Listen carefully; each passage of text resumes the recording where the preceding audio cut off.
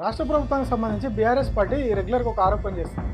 రాష్ట్రంలో సర్కార్ నడుస్తున్నదా, సర్కస్ నడుస్తున్నదా అనేది అర్థం అవుతలేదు, సర్కసే నడుస్తున్నది అని చెప్పి బీఆర్ఎస్ పార్టీ పదే పదే ఆరోపిస్తూ ఉంటుంది. సో ఈ వ్యాఖ్యలు, ఈ కామెంట్స్, ఈ ఆరోపణలు ఏవైతున్నాయో అవి నిజమే అనేలాగా రాష్ట్ర ప్రభుత్వం వ్యవహరిస్తూ ఉన్నది. రాష్ట్ర ప్రభుత్వంలో జరుగుతున్నటువంటి సంఘటనలు దాన్ని రూఢిపరుస్తూ ఉంది. కానీ వాళ్ళు వెంకటరెడ్డి ఏం చెప్తా ఉన్నాడు, అసలు నేను పుష్ప సినిమా తర్వాత అసలు మొత్తం బంద్ చేసినా వాటిని పట్టించుకోవట్లేదు నేను అని చెప్తా ఉన్నాను. మరి ఎవరు పట్టించుకుంటున్నారు ఇండస్ట్రీని? నిన్నటికి నిన్న రాజాసాబ్ సినిమాకి కూడా వచ్చింది.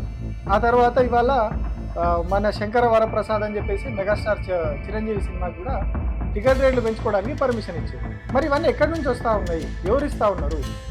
సినిమాటోగ్రఫీ శాఖకు సంబంధం లేకుండా సినిమా ఇండస్ట్రీకి సంబంధించినటువంటి మంత్రే పట్టించుకోకుండా మరి ఎవరు వీటికి అన్నిటికీ పర్మిషన్లు ఇస్తూ ఉన్నారు?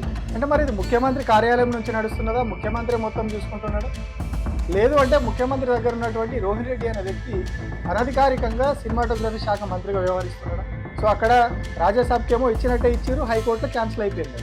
కానీ సేమ్ డేట్ తోటి ఉన్నటువంటి మెమోని దాచిపెట్టి ఈ చిరంజీవి సినిమాకి పర్మిషన్ ఇచ్చేసారు. అంటే ఇప్పుడు దిల్ రాజుకు డబ్బులు గట్టిగా వస్తాయి, అక్కడ రావు. అంటే ఇదంతా ఎవరు చేస్తూ ఉన్నారు? మరి ఈ జిమ్మిక్కులు, ఈ మ్యాజిక్లు అంతా నేను పట్టించుకోవట్లేదు అని చెప్పి సినిమాటోగ్రఫీ శాఖ మంత్రి చెప్తా ఉంటే, ఒక దిక్కేమో ఫిల్మ్ డెవలప్మెంట్ కార్పొరేషన్ చైర్మన్ సంబంధించినటువంటి డిస్ట్రిబ్యూషన్ ఉన్నటువంటి సినిమాలకి ఇట్లా టికెట్ రేట్లు పెంచుకుంటే ఎక్కడ మరి గూడుపుట అనేది ఎక్కడ జరుగుతున్నది? ముఖ్యమంత్రి దగ్గరనా, రోహిణ్ రెడ్డి దగ్గరనా?